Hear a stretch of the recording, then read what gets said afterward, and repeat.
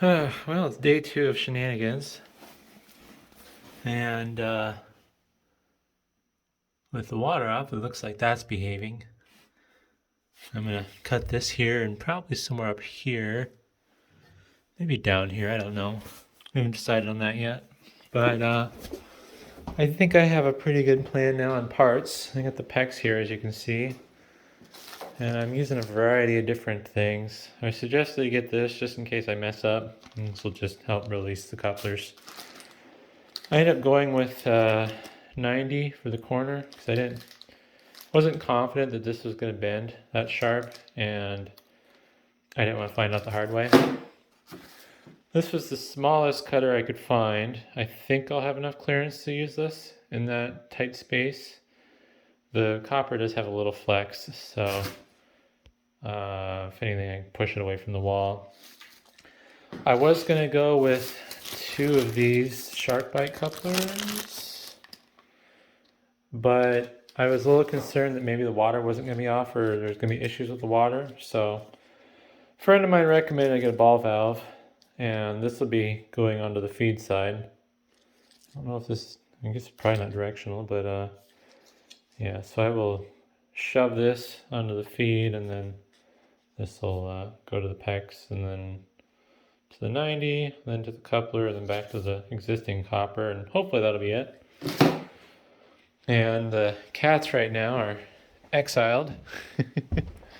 Actually, give me a good chance to vacuum too. They're in their own little space right now. I just fed them, and I'm gonna move this out of the way so I can just leave this door open while my friend's babysitting me mess this up.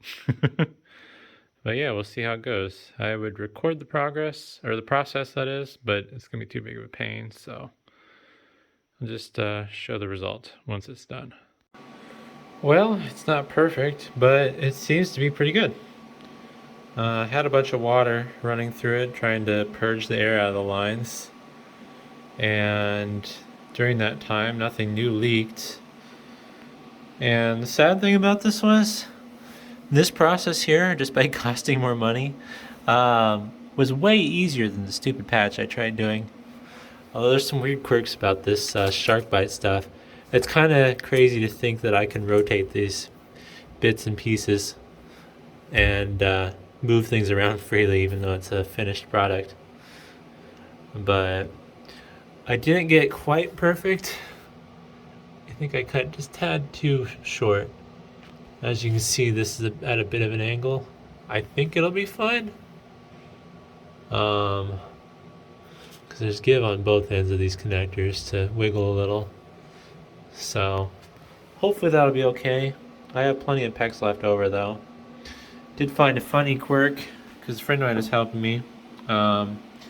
He wasn't sure which knob on the faucet was hot or cold, so I think he opened both.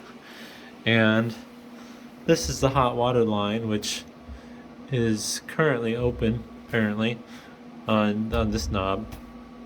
And it does connect to something else, probably the shower.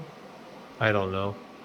But since there's no water heater on the feed side of the hot water line, when he had the hot and the cold open, it managed to backfeed water and then sprayed out where the water heater was hooked up. So that does mean I'm gonna have to deal with that. Here's kind of a mess that's left over. These boxes are not related. That's like furnace parts. But yeah, this JB Weld stuff, it was trash. It didn't do its job. I still don't know why, but I can't recommend it. Or this clamp. Honestly, I think this clamp was more user error than the JB Weld though, since it was meant for iron pipe. And these are the little pieces of rubber it came with, which were impossible to try to hold in place and get that in there. So that whole thing's just junk in my opinion. And I'll let the dehumidifier run in here and dry things out. Gotta clean up still after the cats. Hey. Woo. But yeah, so in here, storage room.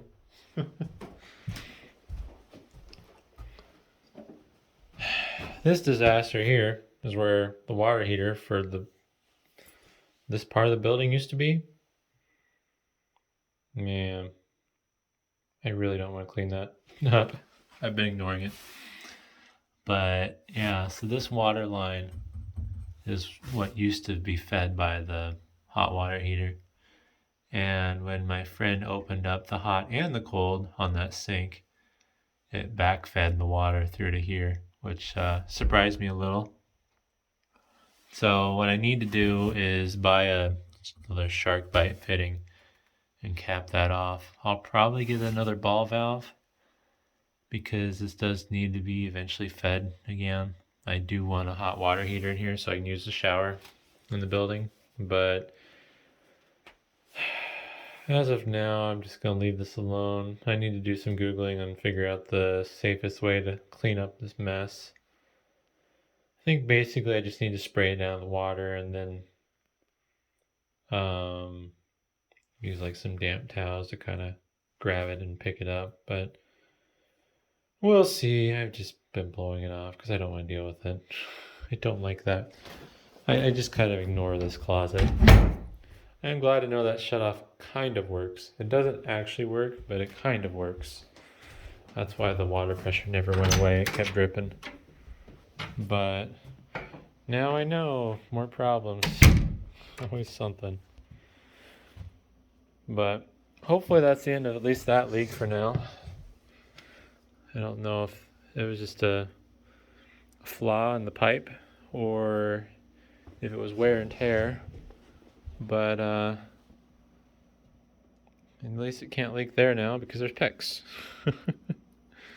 So, oh well, hopefully that little saga was interesting, and at least now it was resolved. That was way easier than I thought it was going to be. Honestly, the biggest challenge was cleaning the pipes off since I had paint on them, but just used a green scratch pad for that. And then I had to remount the inside of the PEX to get it to stick to the fitting better because I was using my copper pipe cutting tool since I don't have a PEX cutting tool, and that left a little bit of a it was basically the inner diameter was wrong and it didn't want to seat properly, so I just used a razor blade and kind of reamed it out basically.